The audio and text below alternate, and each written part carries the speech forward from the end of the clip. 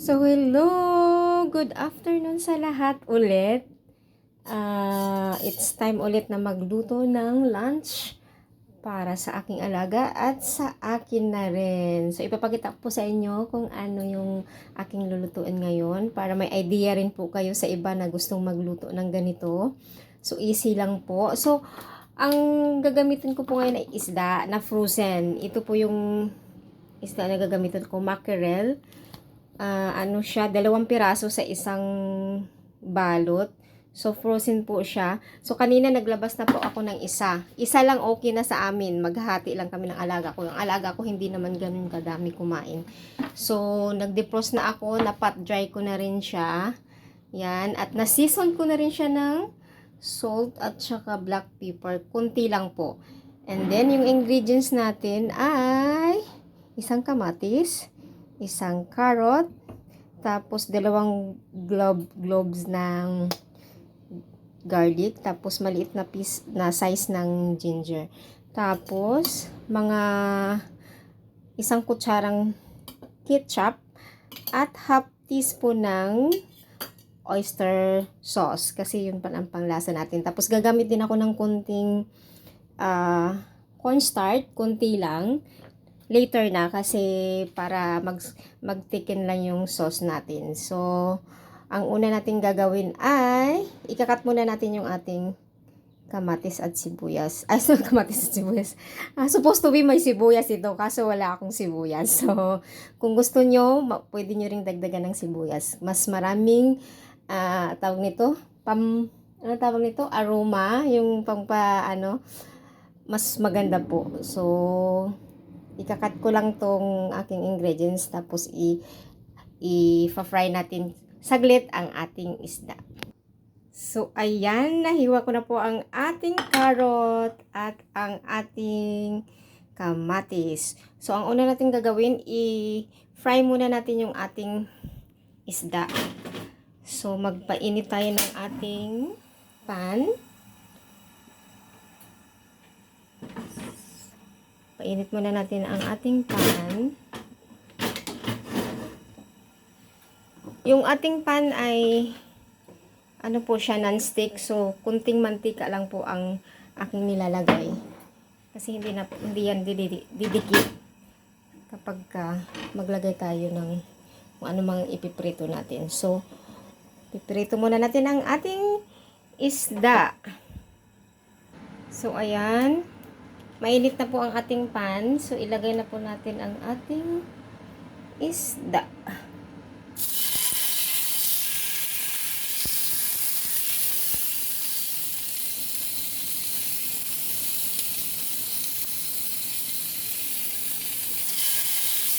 So, frozen po ito siya. Pero, sabi nila, ang frozen daw na isda at fresh na isda, halos pareho lang din po ang nutrients na nakukuha. So, ang mackerel ay isa po sa pinakamasustansyang isda na pwede natin kainin. Sabi, high in omega-3 na trivia. Yan ang trivia. High in omega-3 po ang mackerel. So, mackerel po siya. Galing po siya ng product ng Norway. So, ipa-fry lang po natin siya saglit. And then, after that, saka natin i-gigisa ang ating mga ibang ingredients. So, ayan, tignan natin kung pwedeng, babalik ta rin lang natin, tignan natin kung brown na. Oh, a little bit pa, kunti pa. Brown pa natin siya saglit. Ito pwede nyo pong gawin kung sino yung may mga alagang bata na ito kasing alaga ko mahilig sa kamatis. Favorite niya po yung kamatis. Lahat yung recipe na tomato egg, gustong-gusto niya. One time gagawin ko po. Ito po yung favorite niya talaga. Tsaka ito, favorite niya rin po. Tsaka kumakain ng carrot. So, yan, lalagyan ko siya ng carrot. So, pwede na natin siyang baliktarin. Tingnan natin. Oh. Ayan. So, kung kayo po magluto, pwede nyo namang i-brown. Pwede nyo ring parang i-coat siya ng cornstarch. Parang like that. Pero, Sa akin, hindi na. Ganyan lang siya. So, hintay lang tayo ng saglit. So, ayan. Tingnan natin kung okay na ang balat. Ayan, sa akin pwede na to. So, pwede na ito. Wait lang for a while. Ayan. Okay, pwede na ito. Patayin na muna natin yung apoy kasi kailangan natin, ito lang ring pan na gagamitin ko pero kailangan kong hugasan siya. So, ganyan. So, dagdag idea nyo kung pwede sa alaga nyo ito. So, pwede nyo itong gawin. Kahit anong isda ang gusto nyo gamitin or na ingredients, pwede naman kahit ano. So, hugasan muna natin yung pan. So, ayan. Malinis na yan. Hinugasan ko na. And then, gigisa natin ang ating some ingredients. So, mantika ulit. Kunti lang po. Ayan. Ang maganda lang kasi dito sa akin, kung anong pagkain ko, yun din ang pagkain ng alaga ko. So, hindi ako ganun ka-stress magluto-luto kung ano-ano pang ano. Kasi yung amo ko, kahit anong kakainin ko, okay din sa bata. So, hindi at saka hindi kami gumagamit ng mga MSG. So walang problema sa kanila. Hindi naman din sila ganun kasila na mga ano. So, ang una nating gagawin ay ilagay ang ating ginger. So, ginger po muna ang ating unang ilagay. Kasi, baka mabilis masunog yung ating garlic. So, ginger muna. Yung ginger kasi pampatanggal ng lansa ng isda.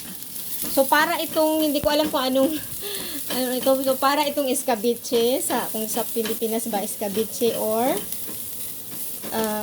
parang escabeche or sweet and sour, pero, yes, parang sweet and sour din, kasi lalagyan ko siya kunti ng asukal mamaya, parang ganyan. Pero, ang sour natin is yung ketchup lang. So, yan. Yung ginger, and then next, ang ating garlic. So, ilagay na natin ang ating garlic. Malinis po yung kamay ko. So, kinamay ko na siya. So, ayan. And then, gusto ko lang i-share sa inyo para may dagdag idea kayo.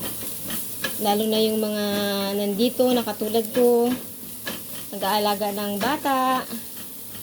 So, kailangan nating magluto para sa alaga natin. Ayan. So, hintayin lang natin lumabas yung aroma ng ating garlic. Then, ilalagay natin. Yung tomato natin medyo, ano na to?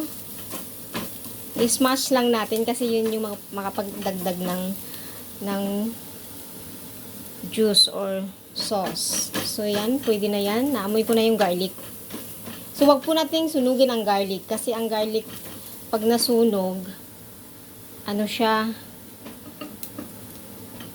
nakakapagdulot ng pait sa ating niluluto. So,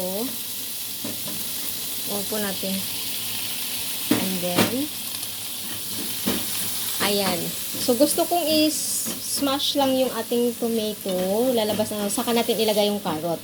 Habang mas lalambot siya.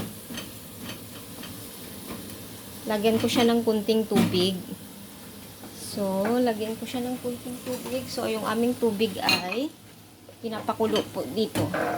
So, lagyan ko lang siya ng kunti lang. Tansa-tansa lang kasi later on, dadagdagan lang ulit natin. So, ganyan lang siya. At, lagyan natin siya ng kunting asin.